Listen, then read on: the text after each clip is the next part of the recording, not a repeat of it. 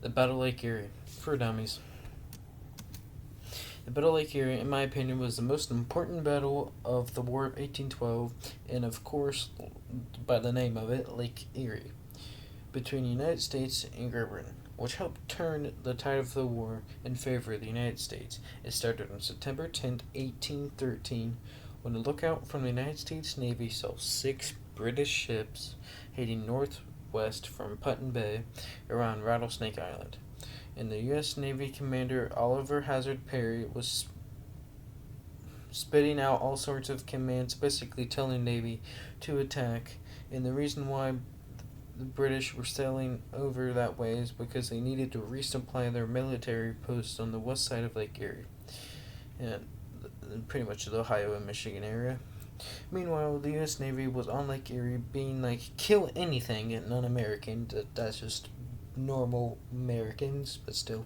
But the United States, but with the United States on Lake Erie, the British either had to fight or abandon their post at Fort Malden. So, pretty sure you can guess what the British did. They started just kidding. They decided to fight against the U.S. Navy fleet, which included a total of 9 vessels, 3 brigs, the Lawrence, the Niagara, and the Caledonia. I know I didn't say that right.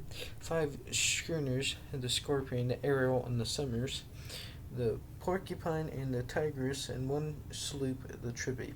The 6 schooner, the Ohio, was also assigned to the fleet, but earlier in the morning it was on its way to Erie, so just back to the other side of the lake for supplies, because I'm guessing they needed to resupply. They all uh, they all carried around 54 guns, between them, the Lawrence and Niagara being the most armed with around 25 guns each. But the British fleet had an advantage in the number of guns, carrying around 63 total, but they also had a disadvantage when it came to number of vessels, only having 2 ships, the Detroit and the Queen Charlotte, whatever it's called, I don't care what the name is, and 1 brig, the General Hunter, 2 schooners, the Lady Princess and the Chippewa, and 1 sloop, the Little Belt. Both the United States and the British Navy had a lack of soldiers to help with the battle, but luckily for the U.S., Perry was able to get over 150 million militia for all over the United States, plus around 100 infantry volunteers from General William Henry Harrison's Army of the Northwest. The battle began around 11:45 a.m. when the British Detroit fires the first shot from a very far range. The cannonball hit the water near the Lawrence, but then a second shot was fired later, this time hitting the Lawrence, so Perry tells the Scorpion and Ariel to open fire. After the first U.S. cannon was shot, it's sad because they didn't land a single hit. They probably fired 150 cannonballs in the next 30 minutes, and when those 30 minutes are up, that's when they finally hit a British ship. That's sad, America. But still,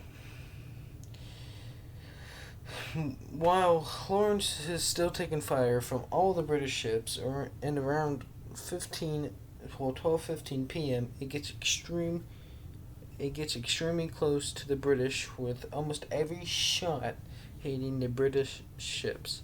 And then when the Niagara finally gets in line with the rest of the American ships, Perry looks over, expecting to see them getting closer to the Queen Charlotte, but is shocked to see the Jesse Elliott stopping them dead in the water. But by 2:30 p.m. the next day, the Lawrence was barely afloat because of all the battles and cannonballs and fire, with all of their guns disabled and nearly all of their men dead or wounded. Miraculously, Perry and his boat crew reached the Niagara unscathed. Climbing aboard, the Perry dispatches Elliott and the cutter to hurry along the lagging gunboats. Perry then prepares the Niagara for immediate action, puts the boat's helm up, and goes towards the British line. Meanwhile, the British took more damage than the U.S. somehow, just miraculously. Now with basic soldiers with no experience in command of the ship because literally everybody else was either severely wounded or dead.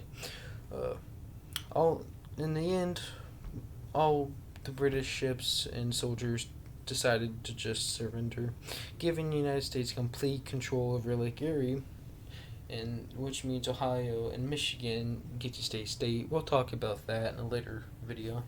But that's all I have for you guys today. So if you like the video, could you please do me a favor? Please like and subscribe. And remember, screw communism. Have an awesome day. Uh, I suck at reading this. I type this up in about an hour, and then I usually, if I mess up a little bit or pronounce something wrong, I usually stop. But I said screw it. Just went full blown this time. So just help me, please, and subscribe. Please, just do it, please, for me, please.